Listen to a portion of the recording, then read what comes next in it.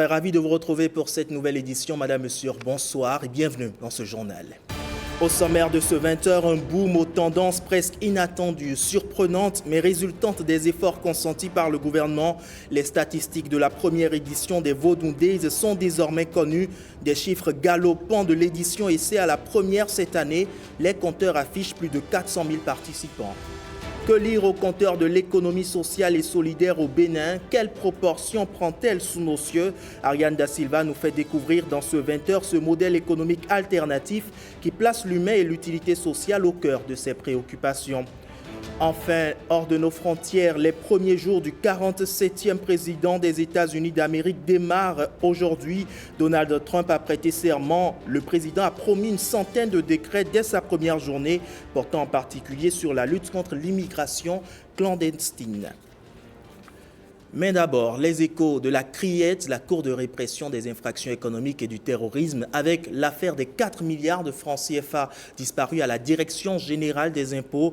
Le procès de l'ex-régisseur de la DGI et ses 7 co-accusés s'est ouvert ce jour avec plusieurs chefs d'inculpation mis à leur charge. Association de malfaiteurs, détournement de deniers publics, blanchiment de capitaux, recel et complicité de détournement de deniers publics.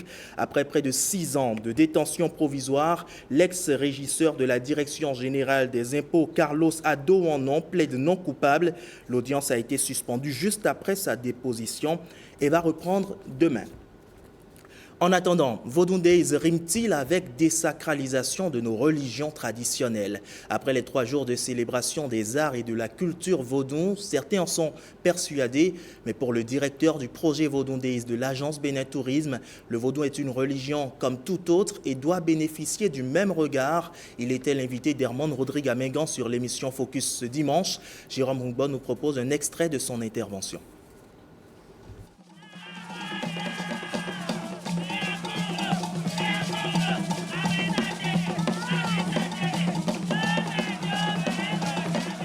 Je ne pense pas qu'à un seul moment nous soyons allés dans la direction de désacraliser ce qu'il est. Vodou Days, en tout cas, c'est un rassemblement de plusieurs cultures, de plusieurs horizons, de gens qui croient en vaudou et des gens qui n'y croient pas. Ce n'est pas un couvent, tout le monde peut y accéder et tout le monde vient avec son opinion. Si vous ramenez la partie rituelique pure dans la masse de Vodou Days, ce n'est pas grand-chose, on va dire, mais c'est l'essentiel. On n'a pas voulu, et on ne va pas s'excuser de promouvoir notre culture. On ne va pas s'excuser de mettre en lumière ce qui a caractérisé nos ancêtres, ce qui caractérise notre bien-être, puisque chacun choisit ce qui est bien pour lui. Et surtout, nous n'allons pas continuer à recevoir des leçons systématiquement de morale de ce que le vaudou doit être par rapport aux autres religions. Je ne pense pas qu'à aucun moment l'État ait fait du prosélytisme, mais à aucun moment nous souhaitons non plus qu'on nous ridiculise ou qu'on pointe du doigt cette spiritualité. Le vaudou est une religion comme les autres. Et à ce titre, il doit être respecté comme les autres. Nous avons été agréablement surpris, pas qu'on ne s'y attendait pas, mais c'est toujours plaisant de voir que nos projections fonctionnent. Quand on a, rappelez-vous, quand on a appelé ça Vodou Days, on a eu quelques critiques, on a eu quelques colibés, on a eu quelques interrogations, pourquoi vous anglicisez le nom, et ainsi de suite. La notoriété de Vodou Days n'est plus à démontrer. Nous continuerons de travailler, évidemment. On ne se contente pas de ce qui est déjà fait. Mais j'ai été personnellement un peu surpris d'avoir reçu un coup de fil d'un Américain qui me disait qu'avoir lu des sujets sur le Vodou Days et qu'il a vu quelques contenus vidéo dont il était vraiment ébloui. Et à la fin, donc, il me dit, donc Vodou Days, ça se passe à Ouida. Je dis oui, absolument. Et ensuite, il me dit, mais Ouida, c'est où? Vous voyez, donc, parce que nous avons communiqué sur Vodou Days au Ouida, mais il ne savait pas que Ouida était au Bénin. Vous voyez, donc, je veux dire, le nom Vodou Days a pris. C'était un choix de nos autorités et ils ont eu raison. Ils ont eu raison d'aller dans cette direction-là. Ouida est une cité-musée. Nous, spécialistes du tourisme, c'est une bénédiction pour nous. Ouvrir progressivement toutes les infrastructures qui sont en cours de finition au prochain Vodun Days, je suis pressé, en fait. J'ai hâte qu'on y soit.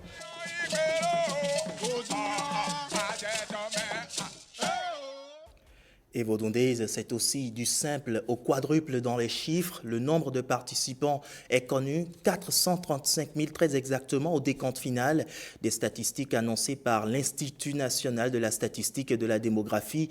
Retour ici sur les fruits de cette célébration avec Marcela Rossi. Nous avons eu environ 70% de Béninois qui ont participé et 30% d'étrangers. Le bilan est historique et marque une édition qui restera gravée dans les mémoires. Avec 435 000 participants au décompte final, les Vodun Days 2025 atteignent des sommets d'affluence jamais enregistrés sur un événement du genre. Ces chiffres ont été confortés par deux spécialistes en intelligence artificielle qui étaient là, qui n'étaient pas venus par nous, que nos amis de l'agence Bénin Tourisme avaient eux-mêmes retenu pour que vraiment nous ayons la certitude que les chiffres que nous sommes en train de communiquer étaient de bons chiffres. Et puis, la surprise générale, les informations étaient les mêmes. Nous ne sommes pas encore au niveau où nous aurons souhaité être, mais nous avons déjà dépassé les objectifs qu'on s'était fixés en termes de fréquentation, en termes d'organisation, en termes de gestion des flux et en termes de contenu. Donc nous allons continuer de travailler de façon acharnée à ce que la prochaine édition, en tout cas, soit déjà l'apothéose. Pour atteindre cette réussite, l'État béninois a énormément investi, mobilisant des moyens importants pour garantir une organisation impeccable et une mise en valeur optimale du patrimoine vaudou. Le Vodun Days autour du milliard de francs CFA en termes de dépenses. Les retombées économiques sont également significatives. L'événement a généré une activité intense dans les secteurs de l'hôtellerie, de la restauration, du transport et de l'artisanat. On a trouvé que près de 70% des entreprises à Ouidah ont vu leur chiffre d'affaires moyen journalier augmenter d'environ 26%. C'est très important. La plupart des entreprises qui étaient présentes sur la place là, ont vu leur chiffre d'affaires augmenter d'environ 26% par jour. Et ces entreprises, quand nous avons descendu les chiffres, on s'est rendu compte que ces entreprises ont généré un chiffre d'affaires total estimé à près d'1 milliard sur les 3 jours. Et en matière de création d'emplois, on a constaté qu'il y a 24,26% des entreprises qui ont embauché du personnel occasionnel. Et donc, ça a donné lieu à la création d'emplois d'environ 14 000. Vodun Days, ça implique presque tous les secteurs de notre État. C'est aussi bien la NPT, l'ADAC, Bénin Tourisme, le ministère de la Santé, le ministère de l'Intérieur, le ministère du Numérique, de la Digitalisation, la SOL, l'INSTAD, la mairie de Ouidah, et j'en passe. Vraiment, c'est pluriel. Le succès des Vodun Days 2025 témoigne de l'impact d'une politique culturelle visionnaire capable de conjuguer valorisation du patrimoine, développement économique et attractivité touristique. Le rendez-vous est désormais pris pour 2026 qui promet de nouvelles ambitions et de nouveaux records. En attendant le point de 2026, les Vodun Days, après 3 jours de célébration de l'art, de la culture et de la spiritualité vaudou, c'est de multiples retombées. L'événement a réuni plusieurs délégations venues des 4 coins de la planète. Tenez, la congrégation ancestrale spirituelle haïtienne était présente aussi. Et vous allez le voir, les Vodun Days leur laissent un goût très agréable. Ils partagent au micro de Jean Nobimet et Ariane Da Silva des moments qui leur ont permis de se ressourcer. On les suit. Vodun Days, c'est une manifestation pour réveiller les esprits de nos ancêtres. C'est une manière de les honorer. Nos ancêtres s'étaient partis avec les mains vides, déshumanisés, pour la traverser, arriver en Haïti. L'esprit de nos ancêtres, cette divinité-là qu'ils avaient conservée, qui nous ont conduits à avoir notre indépendance. Un peuple qui ignore sa tradition, sa croyance, sa religion ne sera jamais un peuple. Notre mission, c'est de doter Haïti, le peuple noir, partout au Bénin, de leur propre spiritualité. Si votre spiritualité est influencée, tout sera influencé. Moi, j'ai retrouvé ma vérité en rencontrant mes ancêtres. C'est le moment aussi, vous avez votre mission de chercher votre vérité. Permettez-moi de remercier le président Talon. Depuis 7 ans, j'ai initié ces voyages. Je peux vous en dire long les changements que j'ai vus à chaque pas. J'ai l'impression que ça va à une vitesse. Tellement, je me dis non.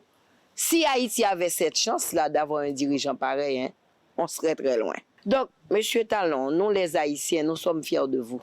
On vient avec des gens qui sont originaires d'Haïtiens pour se ressourcer, pour se reconnecter au Bénin. Parce que lorsqu'on est ici au Bénin, je vois mes parents, en regardant vos visages, je vois mes enfants, on se revoit, on est chez soi. On visite différents royaumes, on se reconnecte, on s'est initié, on a passé un mois au couvent. Et après avoir fait le phare, Ramla nous a guidés où nous sommes exactement. Moi, je n'avais pas de projet d'être roi, ce n'est pas quelque chose, c'était loin de mes pensées. Mais les esprits nous ont guidés à devenir où nous sommes à ce moment ici. C'est pour ça que j'encourage tous les afro-descendants à se reconnecter aux mannes ancestrales à travers des voyages ici en venant au Bénin et à visiter l'Afrique, à se ressourcer, à se reconnecter. Avoir l'opportunité de devenir aussi un Béninois, je pense que c'est encore un rêve qui devient vérité. Hein? C'est comme un rêve qui se réalise. Comme j'ai dit auparavant, le Bénin nous accueille. J'y suis et j'y reste, moi. Donc, je reviendrai toute neuve à l'amitié. Oui, je reviendrai à mes sœurs et frères, mes cousins, mes cousines. Je reviendrai. Merci. À vos chiens, prêts, chassez. La saison de chasse 2025 est lancée à Djougou depuis ce samedi. Nous sommes dans le département de la Donga, à un peu plus de 460 km de Cotonou. Dans la cité des Kpétoni, les chasseurs ont renoué avec les brousses pour capturer les gibiers. Le top est donné par Sa Majesté Kpétoni Koda VI à son palais et pas qu'en présence de chasseurs. Notre reporter Jean-Claude James y était. Une séquence qui donne une idée d'une journée type des chasseurs. Tous présents à l'invitation du roi, ils confient l'édition 2025 de la chasse qui est une activité traditionnelle des Djougois à Dieu pour une saison apaisée. Aujourd'hui, ici à Djougou, Sa Majesté lance officiellement la chasse dans Djougou. Donc nous prions parce que nous rentrons dans les forêts. Nous rentrons dans la brousse et il faut prier qu'il aille en bonne santé et qu'il revienne en bonne santé. Je vous dis merci et je remercie le gouvernement qui est là aujourd'hui pour nous. Une délégation de la direction départementale des eaux, forêts et chasses a assisté au lancement officiel. Chaque acteur retourne sur le terrain en gardant à l'esprit les règles établies. Il est interdit la chasse à la battue à tout enfant dont l'âge est inférieur à 18 ans. De rouler à vive allure et emprunter autre voie, autre que celle choisie par l'ensemble du comité. Mettre le feu à la brousse, abattre les animaux domestiques, voler des vivres, porter son âme à feu sans une autorisation, consommer des stupéfiants. Par conséquent, toute déviance est susceptible à une amende, soit un montant allant de 5 000 à 500 000 francs CFA. Après l'immolation des bêtes qui sanctionne la fin de la cérémonie, le village de Batabata Fongu dans l'arrondissement de Pelebina a accueilli les chasseurs pour les premières captures de 2025.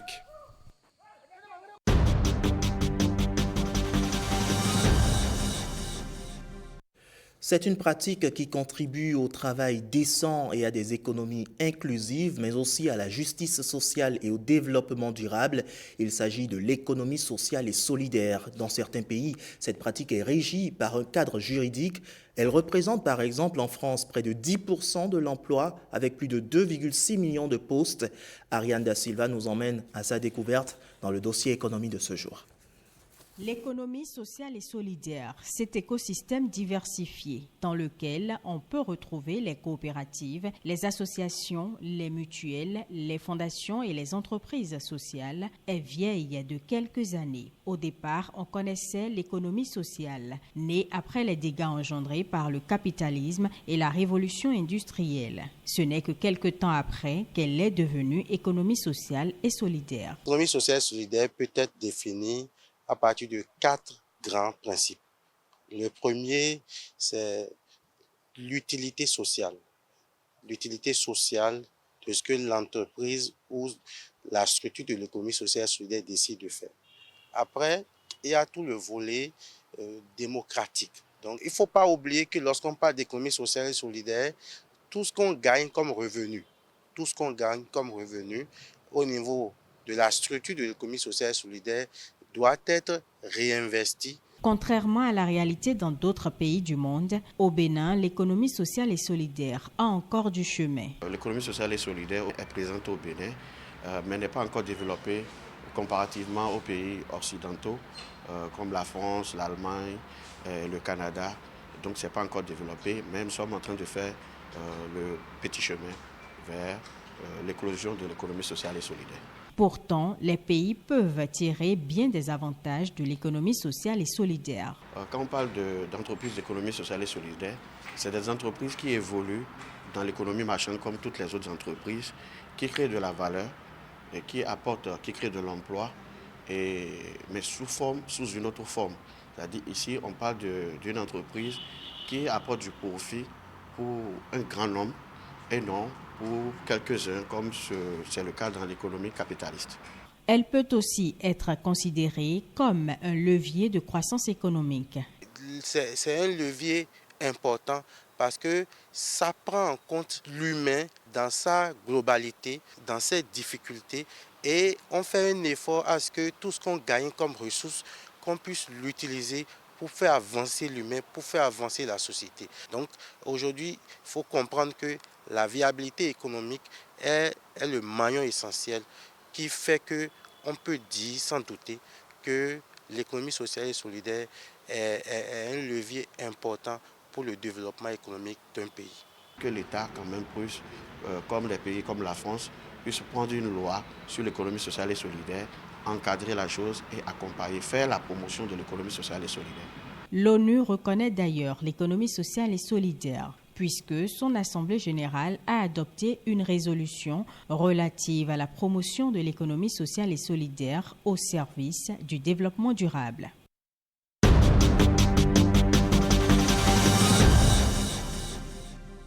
Voyons à présent ce dernier acte comptant pour la 29e édition de la tranche commune entente, le grand tirage à l'issue duquel les 20 gagnants venus des 5 pays du Conseil de l'entente, à savoir le Togo, le Niger, le Burkina Faso, la Côte d'Ivoire et le Bénin, sont repartis avec de nombreux lots. Le film de la soirée avec Julia Kouikou et Alexandra Djotan. Nous avons le numéro 2. Le Togo et la Côte d'Ivoire emportent les 2 gros lots prévus dans le cadre de ce tirage, soit respectivement 20 millions et 10 millions de francs CFA. Il y a quelques semaines encore, de son lieu de résidence, Yamoussoukro en Côte d'Ivoire, Guillaume Kofi Konan n'aurait pu s'imaginer être l'un des heureux élus. L'ONACI, l'autorité nationale ivoirienne, m'a dit que c'était pas moi qui étais déjà tiré, c'est quelqu'un qui avait été tiré et puis on n'arrivait pas à le joindre. Et ils ont demandé au DG pour dire que s'ils pouvaient vraiment reprendre le tirage, que la personne qui avait gagné le C3 ne le trouvait pas. Et c'est ainsi qu'ils sont tombés sur moi. Et c'est le 30 décembre 2024 que j'ai été appelé. Je suis fier vraiment que Dieu m'a donné cette place-là où je suis aujourd'hui. C'est lui seul que je remercie. 20 gagnants en tout ont été tirés au sort, répartis en nombre égal entre les 5 pays du Conseil de l'entente. 2 autres actes majeurs ont été posés dans le cadre de cette 29e édition du tirage de la tranche commune entente au Bénin. En premier, le don d'un chèque de 190 millions de francs CFA au ministère de la Santé au profit du Centre national de la transfusion sanguine. En second, l'aide apportée à 40 jeunes et femmes entrepreneurs à la suite d'un appel à candidature. C'est par les réseaux sociaux que j'ai eu l'information. Et comme ça, j'ai postulé et puis je suis lauréat de ce soir. Le projet, ça concerne la pisciculture, la production de poissons. Le Togo sera l'hôte du grand tirage de la 30e édition de la tranche commune entente. D'une soirée à une autre, celle-ci est une soirée de gala pour récompenser les meilleurs producteurs agricoles. Il s'agit des trophées de l'agriculture, de la pêche et de l'élevage. L'objectif est de booster la production pour en faire un levier de développement. Le détail avec Gilles Dansou et Igor Ayoso.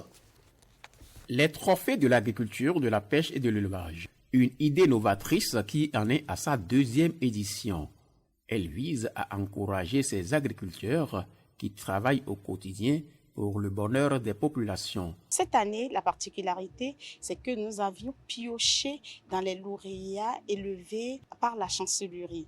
Et donc, nous avions approuvé le travail qu'ils ont abattu et nous avons décidé d'accompagner ce couronnement. Nous leur offrons de mini-tracteurs, des groupes électrogènes afin qu'ils puissent s'épanouir dans ce qu'ils font comme tâche. Nous encourageons cette initiative et nous nous réjouissons que les communes les plus prolifiques, les plus productives choisissent Cotonou pour se faire honorer.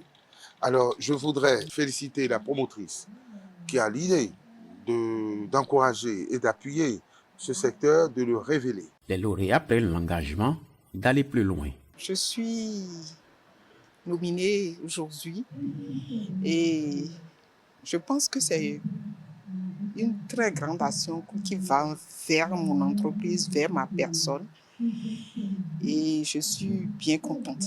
Je suis content, je suis fier. L'agriculture, un puissant outil de développement. Un mot santé à présent dans ce journal avec l'infertilité masculine. Elle fait référence à l'incapacité d'un homme sexuellement mature de féconder une femme fertile. Mais quelles sont les causes et signes de l'infertilité masculine et surtout, quelles sont les solutions pour y remédier? Réponse avec Génial Afouda Monsiak-Boka. L'infertilité est l'incapacité d'un couple à concevoir après des rapports sexuels non protégés, fréquents et réguliers sur une période de 12 mois au moins.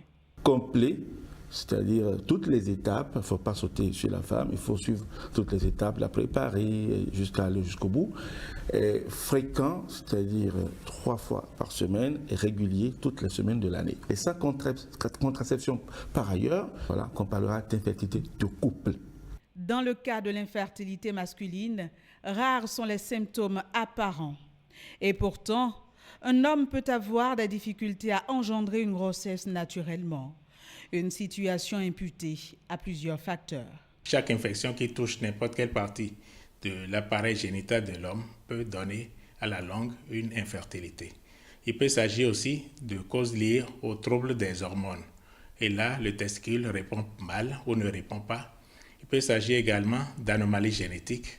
Certaines fois, c'est une cause traumatique. Normalement, les testicules se fondent à l'intérieur de l'homme, c'est-à-dire au niveau de la région lombaire où se situent les reins, et vont descendre pendant la vie natale, c'est-à-dire pendant qu'on est de naître, à la veille de la naissance, descendre dans les bourses.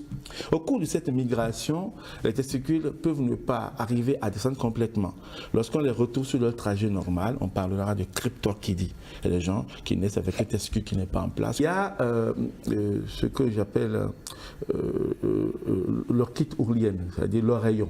Lorsque les petits garçons font des oreillons, il faut les amener à l'hôpital pour qu'on les soigne bien, soit vers les urologues, soit les infectiologues.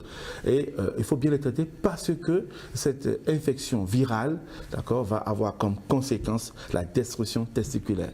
Souvent découverte de façon fortuite à l'occasion d'un bilan, l'infertilité masculine n'est aujourd'hui plus une fatalité. Il existe désormais des techniques de procréation médicalement assistée. Celle-ci offre la possibilité aux couples qui rencontrent des difficultés de conception d'avoir un enfant. La première tentative, c'est le traitement médical. Et si on n'a pas gain de cause avec le traitement médical, on pourrait, selon le nombre de spermatozoïdes, selon les caractéristiques du spermogramme, on pourrait passer à l'insémination artificielle avec sperme du conjoint, en général, ou de rares fois avec sperme du donneur. Il y a l'insémination artificielle, qui consiste en fait à recueillir le sperme, à travailler le sperme au niveau du laboratoire, éliminer les spermatozoïdes les moins performants et n'obtenir que les spermatozoïdes performants pour pouvoir faire leur injection au niveau de l'utérus afin que ces spermatozoïdes se rapprochent du lieu de fécondation qui est la trompe. Lorsque on fait une ou deux tentatives au niveau de l'insémination artificielle sans résultat, on doit recourir à ce moment à la fécondation in vitro. Le meilleur traitement naturel pour favoriser la fertilité chez l'homme implique une hygiène de vie saine. Et ceci passe par l'adoption d'une alimentation équilibrée, une activité physique régulière et un sommeil réparateur. La consommation du tabac et de l'alcool sont également à bannir des habitudes pour optimiser les chances de fertilité.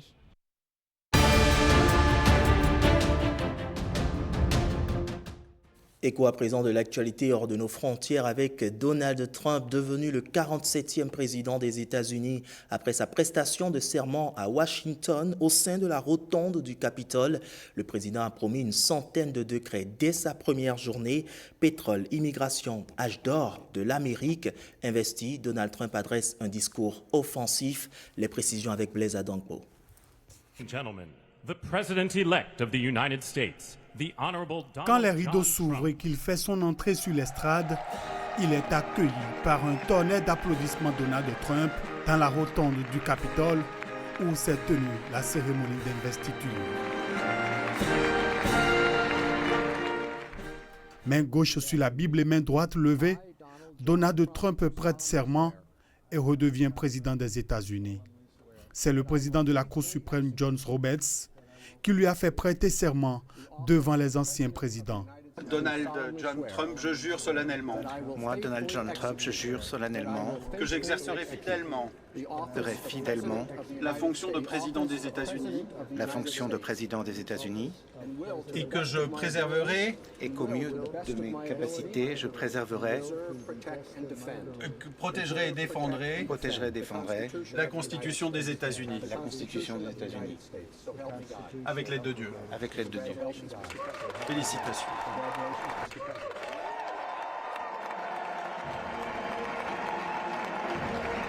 Juste après, 21 coups de canon résonna.